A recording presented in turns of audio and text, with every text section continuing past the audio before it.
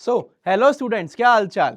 अब वो दिन आ चुके हैं। अब वो आखिरी के 10 दिन, एक्चुअल में आखिरी के 10 भी नहीं, आखिरी के 9 दिन अब ये डिसाइड करेंगे तुम्हारा आगे होने वाला करियर कैसा रहने वाला है। क्या तुम अच्छे एनआईटी आईआईटी में जाओगे या तुम एक प्राइवेट कॉलेज में जाओगे। क्या तुम अपने 4 साल एक अच्छी सी लाइफ बिता रहे होगे या तुम 4 साल अपनी एक फिर से एक अलग फाइट में लग रहे होगे। तो ये आखिरी के 10 दिन, 9 दिन इस तरीके से मेहनत करो, इस तरीके से जान लगा दो कि तुम्हारी पिछले 2 साल की तैयारी, 3 साल की तैयारी, काफी लोगों की 4 साल की तैयारियां जो हैं वो तुम्हारी एकदम सिद्ध साबित हो पाए। बट क्या कुछ भी पढ़ने से हमारा ये 10 दिन 9 दिन हमारे निकल जाएंगे? नहीं। अब हमें सिलेक्टेड चीजें करनी है, चुनिंदा चीजें करनी है, ताकि हम उस कंपटीशन को पीछे छोड़ सके जो हमसे आगे अभी बराबर में चल रहा है। तो आओ देखो, समय ना बर्बाद करते हुए इस सेशन से हम क्या की इनसाइट लेके जा सकते हैं जो कि आगे आने वाले 9 दिन के लिए हमारे को बहुत ही ज्यादा हेल्पफुल रहने वाला है। और सारी चीजें ऐसी हैं जो कि तुम्हारे को समझ में आ जाएगी कि तुम अगर ये करोगे तुम्हारा स्कोर जरूर बूस्ट होगा। तो आओ देखो, जैसे कि मैं तुमसे कहा कि तुम्हारे अब आखिरी के कितने दिन बचे हैं। तुम्हारे बचे हैं 9 दिन, क्योंकि आज की डेट तो हम गिन ही नहीं रहे। ठीक है, अब इन बचे हुए इन डेट्स में हम ऐसा क्या करें भाई। हो सकता है बहुत से बच्चों को क्या हो कि 4 तारीख को एग्जाम हो, 5 को, 8 को हो, है ना। तो उनके लिए तो ज्यादा टाइम बचा है। बट अगर तुम सही तरीके से सोचो तो उनके पास भी 9 या 10 दिन ही है। बिकॉज 2 तारीख से जब एग्जाम होने स्टार्ट हो जाएंगे तो सेशन 1 सेशन 2 वो भी तो उनके यूट्यूब पे सेशन देख रहे होंगे कि भाई क्या क्वेश्चन पूछा, किस तरीके एनालिसिस आ रहा है, बच्चों के एनालिसिस देख रहे होंगे। तो उनका टाइम उस जगह वेस्ट हो रहा होगा, उतनी एफिशिएंसी नहीं निकाल पाएंगे जितनी एफिशिएंसी अभी हम इस मूवमेंट पे निकाल सकते हैं और राइट तरीके से वो काम करते हुए। तो आपके पास मेन यही दिन है, सबके पास इतने ही दिन बचे हैं। आप में से बहुत लोग होंगे जिन्होंने बहुत अच्छी तैयारी कर रखी होगी, जिनका मीडियम होगा, जिनका लोअर होगा, या जो एडवांस तैयारी कर रहे होंगे। बट अगर जो एडवांस की भी कर रहे हैं उन्हें अपना स्कोर तो इंप्रूव करना है। स्कोर इंप्रूव करेंगे तभी तो उनको मोरल इंप्रूव होगा, कॉन्फिडेंस आएगा। अगर इसमें मान लो जनवरी अटेम्प्ट में उनका अच्छा स्कोर आ गया, अप्रैल में नीचे चला गया, तो उन्हें तो यही लगेगा ना यार मेरा ग्राफ नीचे चला गया, एडवांस अच्छा जाएगा कि नहीं जाएगा। समझ पा रहे हो? तो यहां पे अच्छा स्कोर तो लाना ही है आपको। बट किस तरीके से, आओ अपन उस पे बात करते हैं, है ना। ये कुछ भी एनालिसिस या कोई भी उस तरीके से नहीं काम चलने वाला। यहां पे आपको एक राइट स्ट्रेटेजी की रिक्वायरमेंट है। तो आओ, सबसे पहले डोंट में हमारा है कि कुछ नया मत पढ़ना। पहले ही बोल रहा हूं, है ना, कि अब जो तुम्हारा टाइम बचा है ना, जो तुमने पढ़ रखा है उसे करने में दिमाग लगाओ।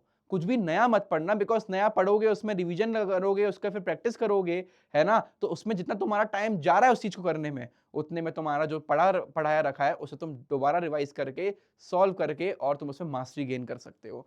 समझ में आया? सिमिलरली इस पे आते हैं, है ना। चैप्टर वाइज क्वेश्चन मत सॉल्व करो। सर क्या बात कर रहे हो, अगर हमारा कोई टॉपिक वीक है तो हम उसके चैप्टर वाइज ही तो लगाएंगे। हाँ लगाओगे, बट इस तरीके से मत लगाना कि आज मेरा मन कर रहा है यार मेरे को फ्लूइड लगाना है, फ्लूइड में विस्कोसिटी वाला पार्ट यार उसे क्वेश्चन लगा लेता हूं ना। ऐसे नहीं करना आपको। यही तो हो गया अंधे अंधे बन के तीर लगाना। समझ रहे हो? इस तरीके से नहीं करना। आधी से ज्यादा जनता इसी तरीके से कर रही है। हमें इस तरीके से नहीं करना। हमें क्या करना है, बस सेशन में आगे 4-5 मिनट बाद तुम्हें बताने वाला हूं मैं कि किस तरीके से तुम्हें चैप्टर वाइज की प्रैक्टिस करनी रहेगी, है ना। एकदम अकेले होके एकदम से मत करने लग जाना कि यार आज मेरा चैप्टर लगाने का मन कर रहा है, आज इसका लगाने का मन कर रहा है। नहीं, डॉक्टर हमसे हमारी वो पूछता है कि आपको दिक्कत परेशानी क्या है, उसके अकॉर्डिंग मेडिसिन देता है, राइट। तो ऐसे ही आप भी क्या मतलब कोई भी मेडिसिन खा लोगे यानी कोई भी चैप्टर लगाने लग जाओगे? नहीं, इस तरीके से नहीं। आपके दिमाग में एक फोबिया बन गया कि मुझे चैप्टर नहीं आता वाला वीक है मेरा, उसे लगाने लग जाओगे ना। इस तरीके से नहीं करना, याद रखना, ठीक है। और first focus on your strong part then on the weak areas. जैसे कि मैंने अभी थोड़ी देर पहले बोला, भाई अगर आप युद्ध लड़ने जा रहे हो, आप आ जाओ भाई सीधे पुरानी बात करते हैं। अगर हम युद्ध लड़ने जा रहे हैं तो हम युद्ध लड़ने के लिए अपने हाथ में सबसे ज्यादा कौन सा इंस्ट्रूमेंट यूज करें? कौन सा भाला आपको पसंद है? आपको गदा पसंद है, तलवार पसंद है? जिसमें आपने मास्टरी गेन कर रखी है वही तो आप यूज करोगे। ऐसा थोड़ी है कि भाई आपको तलवारबाजी आती है अच्छी और आप तीर कमान यूज कर रहे हो। क्या आप उसमें युद्ध को जीत पाओगे? या क्या आप युद्ध में अपनी अच्छी एफिशिएंसी दे पाओगे? नहीं दे पाओगे। तो जो आपका स्ट्रॉन्ग पार्ट है, जो आपको अच्छे तरीके से आता है, उसको अच्छे से आपको और उसे रिफाइन आउट करना है और उसे शार्पन करना है। और जो आपका वीक पार्ट है उसे धीरे धीरे करते हुए कॉन्सेप्ट थोड़ा समझना है, उस पर बेस क्वेश्चन लगाना, ताकि अगर फॉर्मुला बेस चीजें ज्यादा है तो उसको भी ना छोड़ दे। बिकॉज जेई मेंस में अनप्रेडिक्टेबलनेस बहुत ज़्यादा बढ़ चुकी है ना। आप सोच के जाओ कि मैंने ये पर्टिकुलर चैप्टर्स कर रखे हैं, हाई वेटेज चैप्टर कर रखे हैं, इनसे ज़्यादा क्वेश्चन आ जाए, बट नहीं, ईजी टॉपिक्स भी आपको परेशान कर सकते हैं, उनका भी वेटेज ज़्यादा आ सकता है। ऐसे हमने पुरानी शिफ्ट्स में देखा गया है, ग्रेविटेशन के 4 क्वेश्चन, अर्थ मैग्नेटिज्म से 3-3 4-4 क्वेश्चन एक शिफ्ट में, जो कि आने एक क्वेश्चन आने की भी प्रोबेबिलिटी कम हुआ करती थी अर्थ मैग्नेटिज्म जैसे से। तो फिर हमें कुछ भी छोड़ के नहीं जाना, लेकिन जो हमारा स्ट्रॉन्ग पार्ट है उससे हमें बिल्कुल भी दूर नहीं होना है। क्लियर? समझ में आया? डोंट्स वाली चीज हमें समझ में आई, और डू वाली चीज क्या है हमारी, है ना, रिवीजन के लिए हमें नोट्स से ज्यादा अब प्रैक्टिस करनी है। आखिर प्रैक्टिस किस तरीके से करनी है जस्ट मैं आगे तुम्हें बताने वाला हूं, है ना। अंधों की तरह तुम प्रैक्टिस मत करने लग जाना कि कोई भी चैप्टर मन में आया, आज मैं ये उठा रहा हूं, आज मैं ऑर्गेनिक में ये कर रहा हूं, फिजिक्स में ये कर रहा हूं ना, बिल्कुल नहीं, बिल्कुल नहीं, इस तरीके से करना ही नहीं है। प्रॉपर तुम्हारे 9 दिन की स्ट्रेटेजी, 9 दिन का प्लानर होना चाहिए, उसके अकॉर्डिंग तुम्हारा रिवीजन चलना चाहिए, ठीक है भाई, है ना। और किससे? प्रैक्टिस से। Minimise calculation error. भाई अब क्या करते हैं, हम लोगों की आदत रहती है, अभी भी तुम्हारी आदत होगी कि तुम क्वेश्चन पूरा अप्रोच कर लेते हो, सॉल्व कर लेते हो, लास्ट में कैलकुलेशन वाली वैल्यू नहीं कर रहे होते। क्यों नहीं कर रहे भाई? अगर अभी कैलकुलेशन वाला पार्ट तुम नहीं करोगे तो एग्जाम में तो करना पड़ेगा। अगर अभी तुम्हें वो कैलकुलेशन वाली प्रैक्टिस कम रहेगी तो एग्जाम में तुम्हें क्या गारंटी है कि तुम एकदम सही कर दोगे सारी चीजें? सोचो इस बात पे, है ना।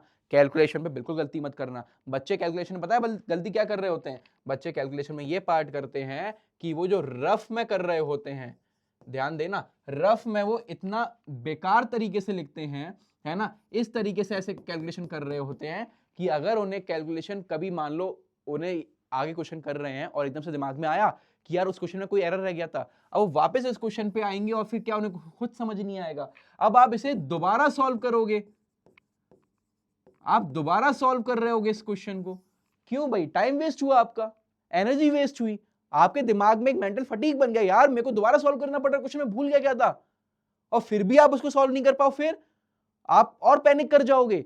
तो फिर जो आप रफ कॉलम बनाओ अपनी शीट में, अपनी शीट में जो आप रफ कॉलम बनाओगे, किस तरीके से बनाओगे भाई? देखो, आप एक रफ कॉलम बनाओगे, बेसिकली आपको एक शीट मिलती है ना। रफ कॉलम तो क्या, आप उसे इस तरीके से करोगे, आप उसे ऑलरेडी, कुछ लोग 2 पार्ट में डिवाइड कर लेते हैं पेज को, कुछ लोग 3 में करते हैं। जैसे कि मैं अपना पेज 3 पार्ट में डिवाइड करके सॉल्व किया करता था, और घर पे जब भी टेस्ट दिया करता था, है ना, अब तुम्हें हेल्प करेगा, ध्यान देना। जब भी टेस्ट दिया करता था घर पे, तो इस A4 साइज शीट को मैं 3 पार्ट में डिवाइड करके क्वेश्चन को ऐसे स्टार्ट करता था। जैसे मान लो मेरा फिजिक्स पार्ट है, तो मैंने फिजिक्स स्टार्ट करा, क्वेश्चन नंबर 3 करा, उसको मैंने सॉल्व इतने पार्ट तक कर दिया, मानो एक लाइन खींच दी, क्लियर। सेकंड पार्ट को अब मैं थर्ड क्वेश्चन के बाद सीधे सेकंड क्वेश्चन करने में लग गया, मेरे को सेकंड क्वेश्चन कुछ याद आ गया, है ना, मैंने इतने पार्ट में करा। अब मानो मुझे आधे कैलकुलेशन रुक गई, या मैं कोई कॉन्सेप्ट रिकॉल नहीं कर पा रहा, तो मैंने जगह छोड़ दी यहां पे और मैं आगे बढ़ गया। समझ में आया? इसी तरीके से मैं 13th क्वेश्चन पे पहुंचा कि वो इजी था, और वैसे भी राउंड 1, राउंड 2, राउंड 3, इस तरीके से हम पेपर को अप्रोच करते हैं। तो राउंड 1 में मैंने क्या कहा, 13 क्वेश्चन में पहुंचा, ये मेरा पूरा सही गया, है ना। तो अब क्या होगा, इस तरीके से मैं ऐसे physics, then chemistry, then biology, जैसे भी आप अप्रोच करते हो पेपर को, आप इस तरीके से करोगे। अब क्या होगा, जब आपका पेपर हो चुका है, आपको कुछ ही रिवाइज करनी है, रिवाइज इन द सेंस आपको कुछ ही चेक करनी है, कैलकुलेशन सही तो करी है, ऑप्शन सही तो मार्क कर रहे हैं, आप यहां पे अपना सॉल्व हुआ क्वेश्चन देख सकते हो, आप देख सकते हो आपने कैलकुलेशन एरर तो नहीं करा। इस तरीके से अगर आप घर पे भी मॉक कर रहे हो, और यही सेम तरीका आप अपने एक्चुअल जेईई मेंस में अप्रैल अटेम्प्ट में देख के आओगे, आपको स्कोर में बहुत ज्यादा इंप्रूवमेंट होता हुआ दिखाई देगा, और आपके माइंड में भी क्लैरिटी रहेगी कि हाँ मैंने चीजें सही करी, आप क्रॉस चेक कर पा रहे हो अपने पार्ट को। समझ में आया? ये बहुत ज्यादा इंपॉर्टेंट हो जाता है कि आप अपना रफ वाला पार्ट या क्वेश्चन सॉल्व कर रहे हो, उसको कितने अच्छे तरीके से लिख रहे हो। अच्छा तरीका मतलब वही होता है कि सिर्फ आपको समझ में आए, बाकी और किसी को ना आए, है ना। तो आपको समझ में आए, इस तरीके से आप पेपर को ऐसे डिवाइड करोगे तो आप पे पेपर भी बहुत ज्यादा लगेगा आपको, और आपके पास टेंशन नहीं रहेगी कि मेरे पास पेपर कम है तो मैं छोटे से एरिया में करूं। आप कर रहे हो, आप प्रॉपर कंपार्टमेंट बना रहे हो, ठीक है, क्लियर। किसी क्वेश्चन में मानो आपको आप एक ऑप्शन एलिमिनेट कर पा रहे हो या 2 ऑप्शन एलिमिनेट कर पा रहे हो, तो आप ऐसे लिख पाओगे उस जगह पे कि यहाँ पे मेरे को ए और सी में कंफ्यूजन है, ताकि जब एंड टाइम आप पे टाइम बचे, है ना, तो आप यहां पे तुक्का भी लगा पाओ। याद रखो तुक्के की बात कर रहा हूं, बिकॉज प्रोबेबिलिटी देखेंगे ना, हम मैथमेटिक्स ओरिएंटेड हैं, हम मैथमेटिक्स स्टूडेंट्स हैं, तो हम प्रोबेबिलिटी देखेंगे। प्रोबेबिलिटी देखो कितनी आ रही है हमारी, 50%। अगर आपने 3 4 5 क्वेश्चन भी ऐसे ढूंढ लिए 2 ऑप्शंस वाले, तो आपकी प्रोबेबिलिटी कितनी बढ़ जाएगी, है ना, यानी आपके प्लस में आने के चांसेस बढ़ जाएंगे। तो इस तरीके से भी अभी इन 9 दिनों में इतने मॉक लगाओ, इतने मॉक लगाओ कि आपको आइडिया लग जाए, है ना, कि आपका स्कोर इंप्रूव कैसे हो सकता है at the end JEE Mains में, अपना स्कोर कैसे भी करके ऊपर लेके आना है। अब कॉन्सेप्ट को छोड़ना ही नहीं है भाई, जैसे हम बात कर चुके हैं, कॉन्सेप्ट तो हम कोई भी छोड़ ही नहीं सकते। हमें नहीं पता कब क्या कैसे पूछ ले जेई, है ना, एनटीए का कुछ भरोसा नहीं है। तो बाद में रोने से अच्छा कि एनटी ने ऐसा कर दिया वो कर दिया, अभी भी तुम्हारे पास 9 दिन का समय है, प्रॉपर स्ट्रेटेजी के साथ चलोगे तो तुम बहुत अच्छा स्कोर कर पा रहे होगे। तो इतनी चीजें होने के बाद सबसे लास्ट में जो इंपॉर्टेंट चीज आती है हमारी, वो आती है मॉक्स की, है ना। मॉक की इतनी ज्यादा वेटेज है बच्चों, मैं बता रहा हूं, है ना, जस्ट आगे भी टेबल समझाने वाला हूं मैं। मॉक इतना ज्यादा इंपॉर्टेंट है, तुम जो चैप्टर वाइज लगा रहे हो, तुम जो थ्योरी रिवाइज कर रहे हो, थ्योरी वाइज इनऑर्गेनिक ऑर्गेनिक और इसमें करनी पड़ेगी, बट फिजिक्स की बात मैं कर रहा हूँ। फिजिक्स में तुम्हारे इतने मल्टी कॉन्सेप्ट्स है, तुम अगर रिवाइज कर भी ले रहे हो फॉर्मूला, बट जरूरी नहीं है कि तुम उसका एप्लीकेशन बेस्ड क्वेश्चन कर पाओगे, है ना। तो कैसे होगा, मॉक देने से होगा। आओ मॉक की बात करते हैं, है ना। उससे पहले कुछ जो बच्चे जिन्होंने 50-60% सिलेबस भी कर रखा है ना, कुछ बच्चे जिन्होंने 50-60% सिलेबस कर रखा है, थोड़ा बहुत भी पढ़ रखा है, जिन्होंने डर है कि मेरी आधी फिजिक्स हुई है या मैंने इतना कुछ पार्ट कर रखा है, अब आगे कैसे करूंगा मैं, चाहे वही चीज सेम सिनेरियो तुम्हारा केमिस्ट्री में हो या फिर तुम्हारा मैथ्स में हो। तो जनवरी अटेम्प्ट के मोस्ट इंपॉर्टेंट कॉन्सेप्ट्स और टॉपिक तुम्हें दिखाई दे रहे हैं ऊपर, है ना। ये देखो, सबसे ज्यादा 21 शिफ्ट 1, 21 शिफ्ट 2, इस तरीके से पूरी ये टेबल दे रखी है। तुम इसका स्क्रीनशॉट ले सकते हो। इसका स्क्रीनशॉट लेने के बाद तुम ने अगर कुछ कम कर रखा है इन 9 दिनों में, तुम्हें लगता है कि मैं कुछ ज्यादा चीजें कर लूं, इन ऊपर के टॉपिक्स कर लूं, पहली चीज बता दूं मैं तुम्हें, जिन्होंने अच्छी प्रिपरेशन कर रखी है या अबोव एवरेज चल रहे हैं, वो इस टेबल पे ऊपर पूरा डिपेंडेंट ना रहे। ये उनके लिए बोल रहा हूं कि जिनका एकदम नील चल रहा है, थोड़ा बहुत कर रखा है या प्रैक्टिस कम कर रखी है, तो कंफ्यूजन हो रखा है कि उनका स्कोर कितना आएगा, 20-30 इस स्कोर पे अटके हुए हैं फिजिक्स में, उनके लिए बहुत ज्यादा इंपॉर्टेंट है टेबल। समझ में आया। तो देखो, सबसे ऊपर करंट इलेक्ट्रिसिटी तुम्हें दिखाई दे रहा है, टोटल इससे क्वेश्चंस पूछे गए हैं मेरे 20 है, टोटल शिफ्ट्स मिला के जनवरी अटेम्प्ट की, है ना। सिमिलरली रे ऑप्टिक्स में से भी मेरे को 20 क्वेश्चंस पूछे गए हैं, then modern physics, rotation, thermodynamics, electrostatics. अगर तुम इतने क्वेश्चंस तुमने एकदम स्ट्रॉन्ग पार्ट कर रखा है अपना, तुम्हारा बहुत अच्छा खासा स्कोर आ रहा होगा। कितने क्वेश्चन मान लो, देखो 1 2 3 4 5 7 8 9 क्वेश्चन। ऐसे ही एवरेज अगर मैं देखूं यहाँ पे 3 4 5 7 8 9 10 11 एवरेज में 10 क्वेश्चन भी मान लूं, कितने चैप्टर हैं, 1 2 3 4 5 6 6 चैप्टर्स। अगर ये 6 चैप्टर, है ना, हाँ ऑल्दो थर्मोडायनेमिक्स केटीजी मिला हुआ है, छोटा टॉपिक है ना। सिमिलर रोटेशन मोशन एक बड़ा बन जाता है जो कि बच्चे कम करते हैं। मॉडर्न फिजिक्स में हमारे पूरे 3-4 चैप्टर छोटे छोटे आ जाते हैं, है ना, बट वो इजिली डुएबल है ना। तुम 2-3 घंटे के उससे गैप से भी मॉडर्न फिजिक्स करोगे तो तुम्हारा प्रॉपर हो जाएगा, वो छोटे छोटे चैप्टर्स होते हैं। तो अगर तुमने बड़े बड़े मेजर 6 पार्ट भी कर रखे हैं, यूनिट डायमेंशन अभी मैंने इंट्रोड्यूस नहीं करा इसमें, याद रखना। ईएम वेव कितना, ये भी मॉडर्न फिजिक्स में ही मैं गिनता हूं इसे, बिकॉज एक छोटा सा इंडिपेंडेंट टॉपिक है ना। सिर्फ तुम्हारा वेव ऑप्टिक्स वाला पार्ट हो गया, फॉर्मुला बेस ज्यादातर पूछा जाता है ना। यही तुम्हारा काइनेमेटिक्स तो हर किसी का होता है, बिकॉज काइनेमेटिक्स के बिना आगे की फिजिक्स आप अप्रोच नहीं कर पाओगे। बहुत सारी चीजें हम 9th क्लास से पढ़ते आ रहे होते हैं, है ना, बट इसका वेटेज भी कम रहता है। और आप देखो यहाँ पे वर्क एनर्जी के क्वेश्चन बहुत ज्यादा हमारे इनमें मिक्स होते हुए आते हैं, है ना। तो अगर आपने ये चैप्टर भी कर रखे हैं, इन्हें और इंक्लूड कर दूं, आपके 11-12 क्वेश्चन 40 अबोव आप इजिली जा सकते हो।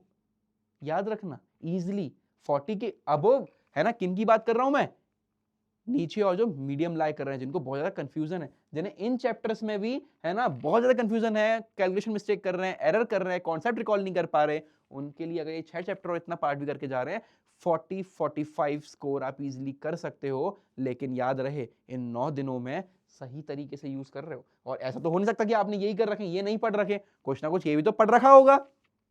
समझ रहे हो। यूनिट डायमेंशन कौन छोड़ गया था, यूनिट डायमेंशन को, है ना। आपका ईएम वेव ऑप्टिक्स, सेमीकंडक्टर देखो यहां पे लाई कर रहा है, ऊपर इंट्रोड्यूस ही नहीं है ना। सेमीकंडक्टर भाई आना है, सेमीकंडक्टर से मजबूरी है, सेमीकंडक्टर से पता है मजबूरी है, जीनर डायोड का क्वेश्चन आना है, तुम्हारा गेट्स के क्वेश्चन आने हैं, समझ रहे हो, मजबूरी है। पीएन जंक्शन तुम्हारा उसका पार्ट थ्योरी बेस्ड क्वेश्चन आ गया तुम्हारा, है ना भाई। ये चीज तो उसमें आनी ही आनी है, समझ पा रहे हो तुम, समझ पा रहे हो, बहुत इंपॉर्टेंट है। तो ये चीजें तो तुम स्किप कैसे भी करके बच्चों नहीं कर सकते।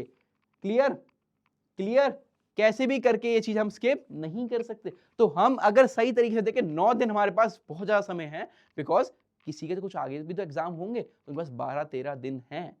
तो वो उस पार्ट में अगर इतना रिवाइज भी अच्छे से कर रहे हैं, इजिली स्कोर उनका 45 तक पहुंच सकता है। But only in the condition सही तरीके से कर रखा हो। तो टेबल तुम्हें समझ में आ गई, तुम इसका एनालाइज करके चीजें कर सकते हो। आगे बढ़ते हैं अपन।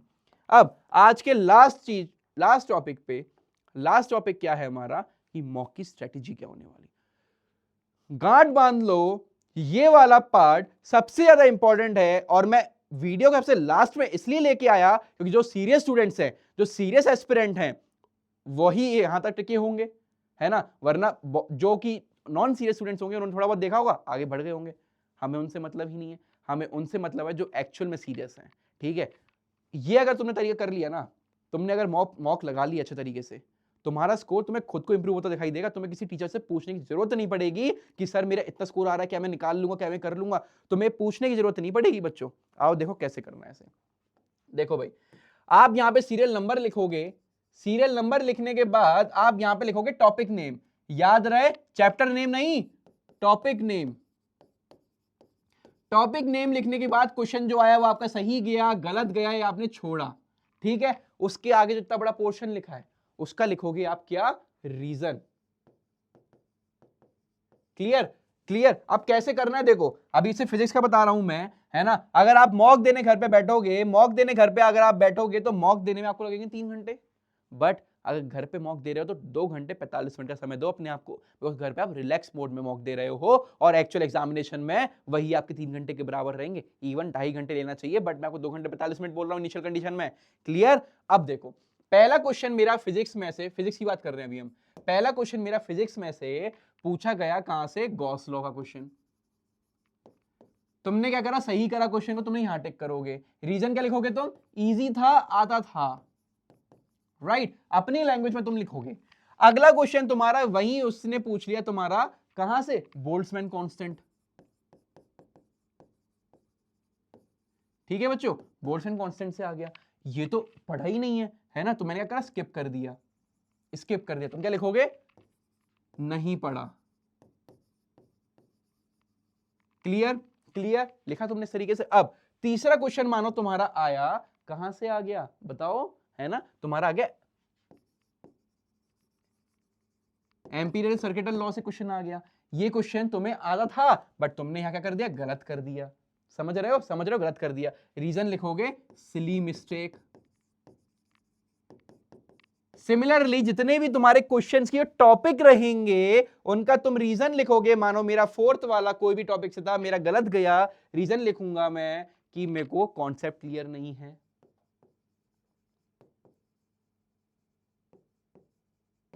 ठीक है, तुम अपनी अपनी लैंग्वेज में चीजों को लिख रहे होगे, इस तरीके से जो तुम्हारी पूरी टेबल बन रही होगी। पता है क्या होगा, 3 घंटे में तुम मॉक दोगे, 3 घंटे तुम्हारी इस पूरी को एनालाइज करने में लग जाएगा। अब तुम सोचोगे सर 3 घंटे में हम क्वेश्चन लगा लेंगे ना, बस वही अंतर है एक डॉक्टर में और एक घर से हमारी दवाई लेने में।